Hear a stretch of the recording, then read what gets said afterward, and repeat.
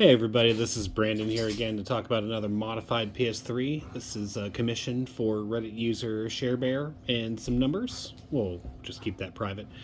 My dog is fighting his tail in the background, and I think he's losing. So that's the noise that you're hearing right now. And of course, there's a cat coming to investigate what I'm doing. So you know, it's just a zoo. It's just a goddamn zoo in here at any point in time. Leave that alone. Stop it. Don't eat that. Anyway. Let's get you into your modded PS3. We've got another 6-axis controller, arrow appropriate. If you know, you know. That's your unit right there in the corner. And then in just a minute, we'll talk about the USB fan and the whole logic behind that. I do have the sound turned off, so you can focus on things like the fan noise, although my heater's going right now, so, you know, maybe all you're hearing is that. But this is the standard thing where it's set up to have a minimum 30% fan. I've been playing with it for a couple hours now, and it actually hasn't moved off of the 30% fan, which is a great sign. It means it's running like a tank. I also haven't ran into anything too demanding on it, you know, your Resident Evil 4 remaster, a couple other games, nothing too, you know, cutting edge for the PS3, you know, like a Last of Us or a God of War 3, what have you. Anyway, let's get into your PS3. When it boots up, it's going to boot to the games channel on the XMB. It's set up to do that. It's also set up to not auto run discs. That's something else that we can configure for you if you'd like. But I like no auto run because I like to look at the disc art. You know, I'm one of those nerds, likes to take their time, smell the roses, that kind of stuff. So when you get into the games channel, my cat is driving me crazy. Would you get out of here? Shoot. All right. When you get to the games channel here, we've got a couple different folders. Tools, you're basically never going to have to go into, okay? This is where Multiman and Webman live. Multiman is what you're going to use to rip discs. Dog, can you get out of my face, please? Go to bed. Go to bed. Thank you. Thank you. Yes. Yes. Thank you. Thank you. Thank you. Okay. I've been licked. I've been licked. Thank you. Oh, man. Okay. Would you stop licking me, please? Yeah, so you never need to go inside tools. Multiman, you're going to use to rip discs. This is the installer for Webman. You could probably delete this and it'd be fine. But, you know, just in case, I'll leave it on there. This is installer for Webman, okay? So you never actually have to interact with this, like, ever. Webman's already installed. It's going to auto-run. It's the whole deal, the whole reason why you can monitor. And this cat is gonna... Would you get out of here? Stop it. He's like, I got this fake tree, right? And he's just trying to eat the tree. Which, you know, that's toxic. It's toxic for cats. This stupid kitty who just wants to eat a tree. Games is where a bunch of the stuff that gets copied off a disc gets dumped. So, you know, your Resident Evil 4 remaster, Marvel vs. Capcom, those kind of things where I pop in a disc and it installs. We also have a couple Psp Remasters in here. I can't remember if I was talking to you about PSP, but there's very, very low compatibility with PSP when it comes to PS3. So I got a couple on here that I know work well. You know, all of the all the games I really like work. You know, obviously I can't make a blanket statement like all the good games work, but you know. So we've got your Resident Evils, we've got the criminally underrated Code Veronica, your Magic the Gathering, Marvel's Capcom. This here is the Oddworld Abe's Odyssey remake. It's really, really freaking good if you haven't tried it. We'll touch on RetroArch in just a second. We've got Scott Pilgrim vs. the World, which is a great beat 'em up. We got a rhythm game, and then of course Tokyo Jungle, which is again, if you haven't played that, you're in for a pleasant surprise. Let's go over RetroArch really quick. I'm going to try and make this video a lot shorter than the last one. You know, because I tend to ramble. And the animals tend to come in and they, you know, they just destroy whatever productivity I have going. So when you get into RetroArch, you can either hit left to get to the games, or you can scroll right. you know, whatever you feel like doing. First thing you're going to hit are the MAME arcade games. There's just an absolutely insane amount of games on here. Something in the neighborhood of, I don't know, 7 or 8,000 games, all just so legally obtained, so legal, 100% legal. Yes, let's not talk about that. When you go to run a game, it's going to ask you what core you want to roll with. I suggest using the MAME 2003 core. So let's find something. I thought I saw King of Fighters, but I didn't see King of Fighters. I just want to see something that I like recognize. Bubble Bobble. Yeah, that's great. Okay, perfect. So we'll hit run. Okay, and now it's going to ask you for the core, right? It's asking you what emulator do I run to run this. And if you try with the first thing when it comes to MAME, top of the list, it's probably going to mess you up because the Amstrad, I think that's one of the arcade machines, but it's not what you want. You want to scroll down until you find MAME 2003, not MAME 2003 Plus, not MAME 2000, but MAME 2003. All right, and we'll go ahead and hit run with that selected, and cross your fingers, and everything will work. Hey, all right. Obviously, I haven't tested every single one of these, so you know your mileage may vary in terms of if it works or not. Generally, select is insert coin. Yeah, I can see in the bottom there my credits are going up. All right, and then it runs the same way as with the other games. If you click in both sticks at the same time, you'll get the pop-up menu. You get your save states. Get a bunch of graphic filters. It looks like the overscan or something is turned on, so you know, maybe off camera I'll get in here and fix that. But it might show up fine on your TV, right? So maybe I'll just leave that alone too. And then if you keep scrolling to the right, we'll just quickly show off the other stuff we got going. So you can probably, I think this is a duplicate of what's in the MAME 2003 list here. So, you know, I think if you're just in the mood for an arcade game, I would just go straight to 2003. We've also got GBA, which I put on just everything I think you would want. We have kind of a similar taste. Then we've got Game Boy Color. Or no, I'm sorry, Game Boy Color, and then Game Boy. But that's a Game Boy Pocket in the little silhouette there. I know that because I'm just been nerding out. Or actually, I think the DMG is shaped like that too, isn't it? Yeah. And then we've got NES, Super Nintendo, and Sega Genesis. Yeah, that's going to round out your RetroArch. You can jump into any game at any time. It's going to work the same way. Let's see if I can land on Gunstar Heroes because, you know, that's maybe the best game ever made. Thank you, Kat, for making your presence known. For the Sega Genesis, there's only... Would you stop eating that? Stop it. That's not for you to eat, dude. Get out of here. Get your little tie. Get out of here. Shoo. Go on.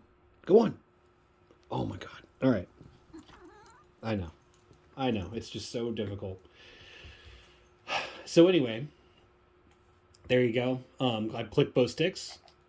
I bring up the menu. I get my save states, shaders. I think there's some audio encoding options too. There's just like anything you could ever want is in RetroArch. And this is even one of the like dumbed down versions of RetroArch. If you get it on Android or PC, it's even better. So anyway, that's your run through of RetroArch. There's nothing for you to do there, but just, you know, select your games and go. Just play. And then we went over the games folder. I touched on Multiman a little bit, but there's not enough hard drive space left on here for you to be, you know, copying your games and all that. So if you're interested in doing that, let me know. I'll make you another quick video on just how to manage your files with Multiman. And then for Webman, you get in here. If you scroll down, you get your PS3, PS2, PS1. It all works exactly like you'd think. We'll go ahead and launch one here. What's one? Beyond the Beyond is one you had me rip from my collection because I obtained these all completely legally. You hit X, and it's going to trick the PS3 into thinking there's a disk in the drive. That's how the whole jailbreaking loading from your hard drive thing works. Loading from backups is the official nomenclature, I think. And you hit X, and it's going to jump right in. I haven't actually tested this one, so we're also doing some productivity. My dog is helping. He's my big helper down there. All right. And that's I just wanted to establish that's not me licking myself off camera. It's my dog likes to lick himself. I'm sorry, I'll see myself out.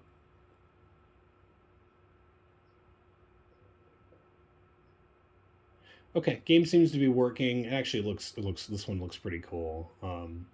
I legit want to play this one in the near future. I think I'm such a sucker for that like 32-bit sprite art. It looks beautiful, absolutely beautiful.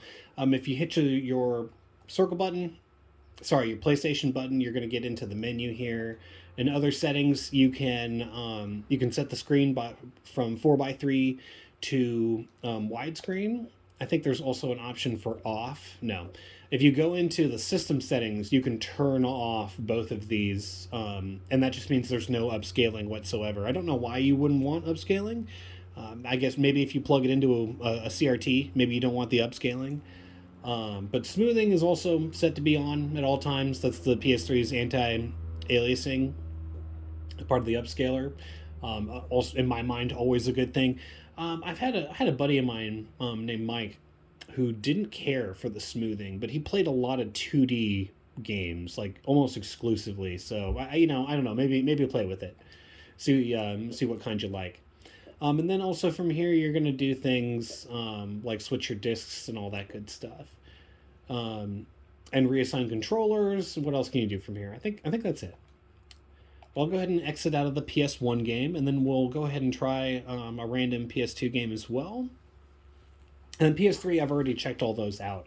Plus, there's some good surprises in the PS3 folder that I don't really want to ruin right now. You can see there's 17 PS3 games, which is significantly more than what you asked for. So, looking forward to that. Let's find one here that we haven't tested. I got to go down the list here a little bit. I ripped all the Xenosagas myself, so I feel pretty good about those. Those are my copies of Wild Arms. This one I haven't tested yet. And when I load the disc, you can hear the PS3 fan jumps from 30 to 40%. That's working as intended. When the PlayStation goes into PS2 mode, it actually shuts off certain components. And it shuts off the controller, just like that, okay? That's all working as intended. And then you just have to remember to turn it back on again. And it's kind of annoying, because when it switches... Ooh, I was kind of worried about that for a second. I was like, is it going to load? Ooh. I haven't actually tested that one. That was kind of exciting. So when you launch from PS3 into PS2 mode... the controller shuts off, right? And when you go back from PS2 mode back into PS3 mode, it shuts off again. So you just have to remember, like, you're always going to be turning the damn thing back on, because that's just the way it works. That's how Sony designed it to work. That's just how it is. I'm really sorry. But yeah, the reason why the fan mode goes up is because the PS2 mode, it makes it work harder and hotter in some ways. So it's just a blanket fan curve, because it can't actually monitor the temp. The part of the PS3 that talks to the chips and reads their temps turns off. So instead of trying to figure out, whew, my dog just farted. Oh God, it's like rotten eggs. So anyway, Jesus.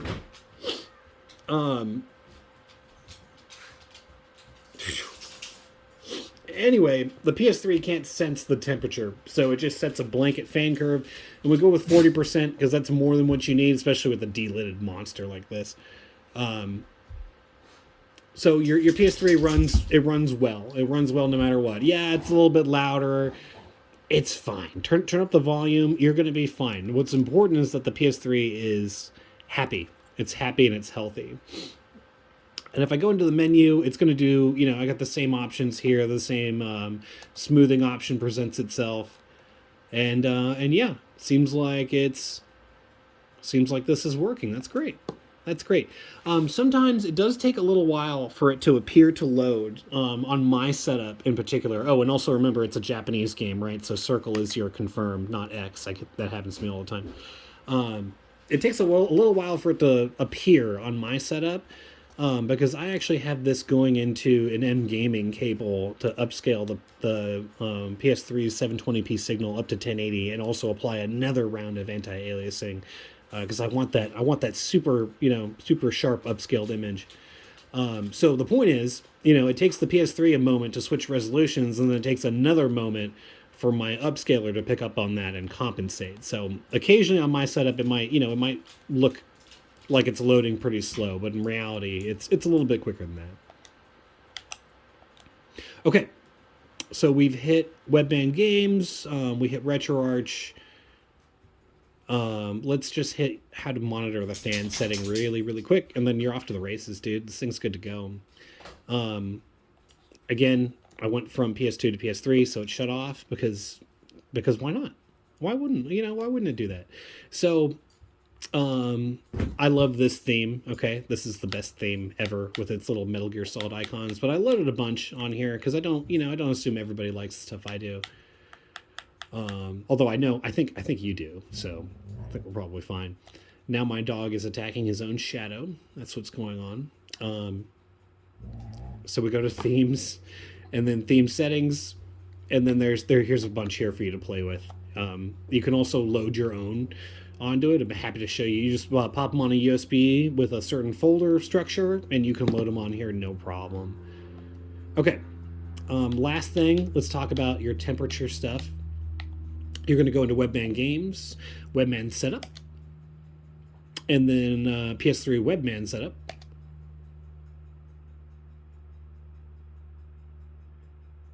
Okay, and this is the screen where you can configure your temperatures and stuff. There's nothing here for you to touch, but if you ever want to, you can set the dynamic temperature right there. It's set to auto at 68 Celsius, which I think is perfect. And then over here, you set your minimum fan speed. The fan's set to operate between 30 and 80%. In my testing, it hasn't ever left 30%. It just kind of chills right there. Sorry for the pun. But yeah, it seems to run really well. Okay, and then if you save anything, it's going to prompt you to restart out of this. We're not going to do any of that. So, okay, let's talk about discs and disk performance and your fan thing real quick. Thank you for getting out of my way, dog. Okay. So here is your girl looking all shiny, and put a little coat of wax on her. And here's the fan thing that I recommend. It's going to plug in with the fat bit on the bottom, and then you're going to just kind of bend it in place. I recommend putting it as far left as you can. Is you don't want to put it too far right, and it's kind of difficult to position it, and you might accidentally hit your disc with it. Just get that tail out of here. Shoo! I love you too, buddy. God, it's so difficult being loved. Okay, so we're just gonna kind of slot it in like that. Okay, and I'm gonna hold it. I'm gonna hold it by the blades because it's on right now, and just kind of bend it. Make sure it doesn't touch the table. Point it down a little bit so it gets right in those intake vents, and let it rip. There we go. It makes very little additional noise. I think it just kind of blends in with what the PS3 is doing already. And the idea here is the power supply sits right here. So we want just a little bit of airflow over that power supply. You do have the upgraded APS231 power supply out of the G model, and it runs great. Yeah. No complaints. Now for disc testing, thank you, Kitty. I've got a little sampler here for you. I figured why not bust out some, ridiculously expensive games? Because why not, right? Who doesn't love seeing that, right? We've got Suikoden 2, we've got Xenosaga 3, and then we've got Pain and Damnation for PlayStation 3. Okay, so we'll start with the PS1 disc. This is not my best condition disc. It's really unfortunate. It's been loved. It's been loved in its time. So we're watching the intake animation there. Nice. You know, this is where I do my little pat on the back about how it has to be put together perfectly, or the disc, you know, it doesn't intake it well, blah, blah, blah, blah, blah. You've heard all that crap before, right?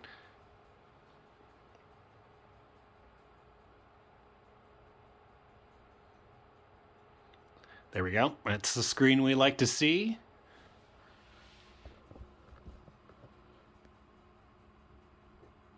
Nope, that's not a good move. Doesn't matter, I'll just go back to holding it. Oh yeah, I forgot Konami made this one.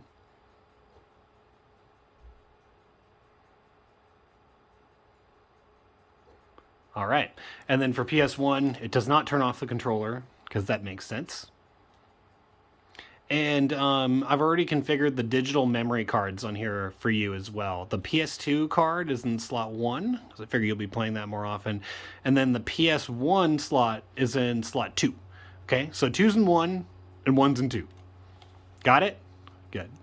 You may need to swap the memory card for some games. Some PS1 games are stubborn, and they only want to look in slot 1. If you ever need to do that, you'll go back to the game tab here. And I think you probably know how to do this already, but you'll go to memory card utility here,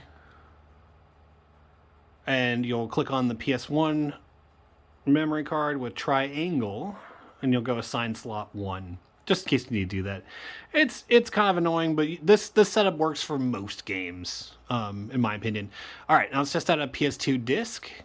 This is going to act a little bit differently than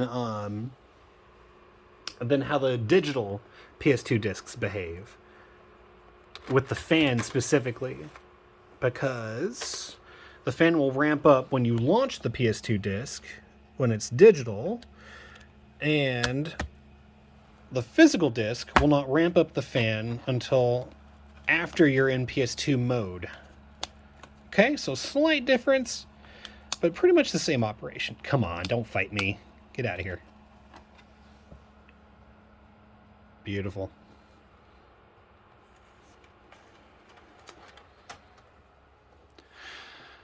When you put in a disc, count to 5. It does take a few moments for it to kind of figure out what's in there. There we go. All right, now we're listening to the fan, okay? I'm going to put you right up there and listen to it. And I'm going to launch into the PS2 mode now.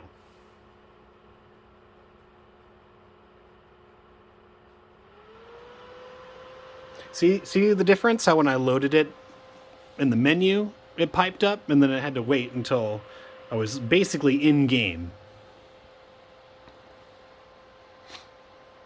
And again, there's a little bit of lag with my upscaler. On a normal TV, it'll pop in like for the PS2 logo, you know, the brrr, that noise. Okay, this video is getting a little bit long, so we're gonna kind of speed along here. Okay, loads to menu, all good. We'll go ahead and quit. Okay, and we'll get right up to the PS3.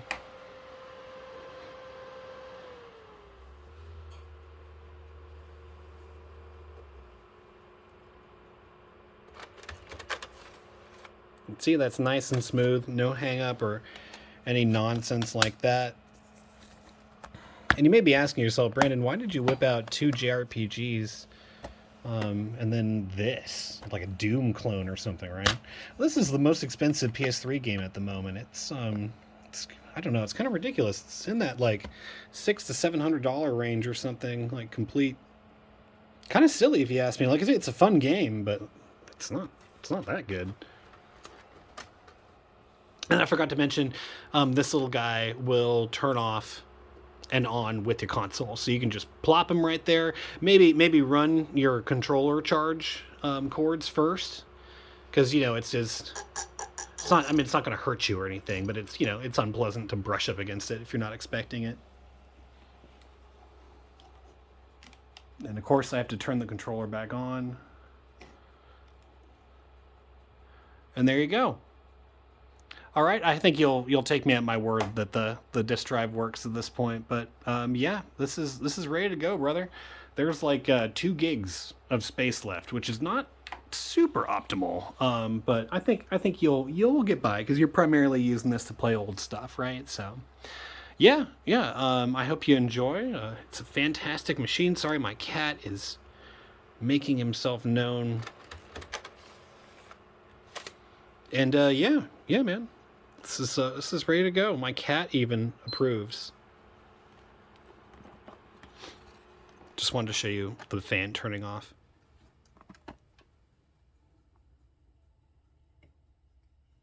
It has been hell keeping this cat away from your machine, dude. Because it puts out a lot of heat. You're gonna feel heat. It comes out the side, it comes out the back, and he's like, "Ooh, space heater. Ooh, yeah, yeah." Yeah, you are a good kitty. All right, man. Yeah, hope you have a good one, and talk to you soon.